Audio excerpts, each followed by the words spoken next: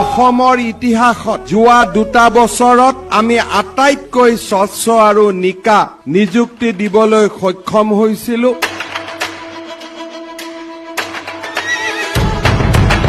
কুচকাৱাজে আৰু আমাৰ অসম আৰক্ষীৰ জোৱানসকলে প্ৰদৰ্শন কৰা প্ৰতিভাই এই কথা প্ৰমাণ কৰিছে যে মেধাৰ ভিত্তিত দিয়া নিযুক্তিয়ে এটা সম্পূৰ্ণ প্ৰফেচনেল ফৰ্চলৈ ৰূপান্তৰ হোৱাত সহায় কৰিছে।